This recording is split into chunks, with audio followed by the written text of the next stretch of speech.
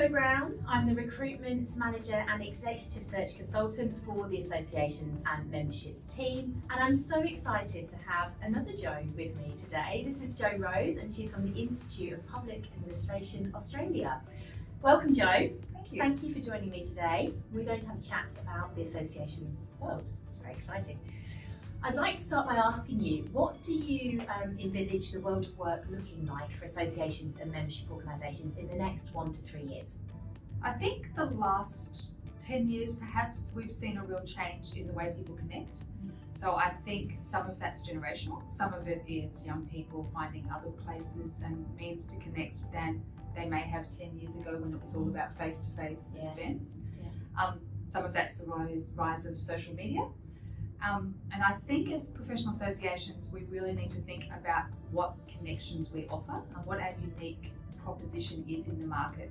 Why would people come to us to connect, as opposed to why they would go to another platform? Yeah, absolutely. And what initiatives are you using to attract younger members to your association? So our younger members tell us all the time that they really feel they need deeper coaching and mentoring. Great. But they don't have the finance to pay for what we may traditionally have used for that kind of matchmaking. So we're really keen to look at what we can do to introduce coaching and mentoring at scale, at low cost. Great. And how's that going? It's in early stages, but yeah, hopefully we'll crack the code. I love that. Keep us updated. I will. I think it would be good for all associations, to be honest, if we can work out how to do that at scale. That's a key one, yeah. Great. And what challenges keep you awake at night, Jo? I'm sure there's many, but... Well, interestingly, I worry less about the business than I do about our people. So when I think about our people, it's my team, but also our members. So is everyone who works in the business feeling engaged? Do they feel empowered? Can they draw a line of sight between what they do and the overall strategic direction of the organisation? And similarly for our members, do they feel connected? Do they feel like we see them, that we understand their problems, that we're their first shop to get solutions?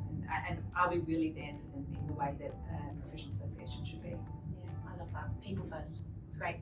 Can you share some insights into any new initiatives that you're exploring further within your association?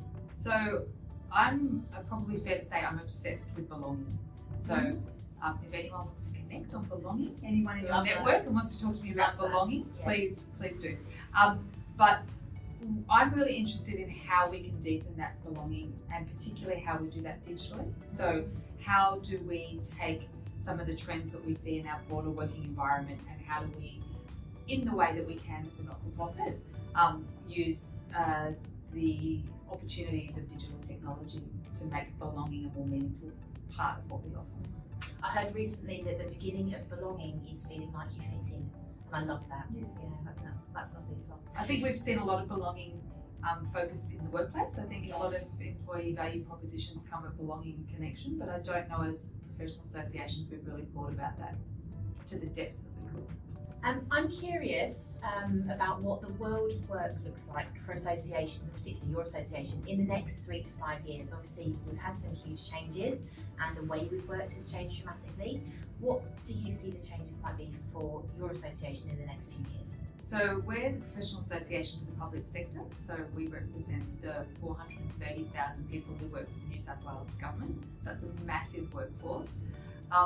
Many of them work remotely, but lots of them work in frontline services. So nurses, teachers, doctors, places that don't necessarily easily translate to working remotely.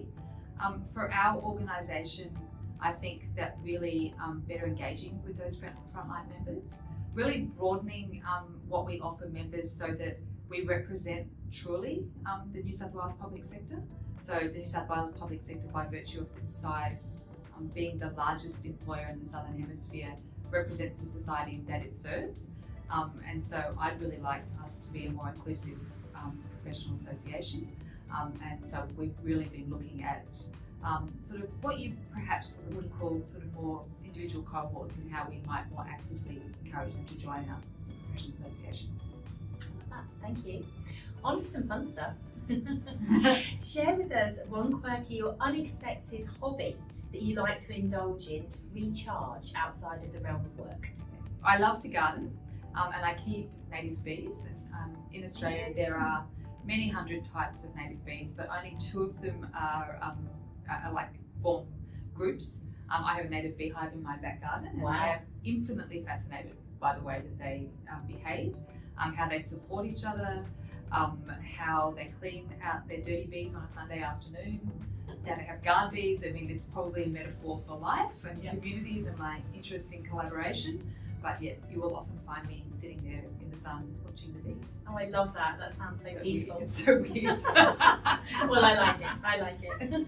Amidst all the professional juggling that you do, Jo, what's the one guilty pleasure that you've got that powers you through a really hectic day? I love to exercise.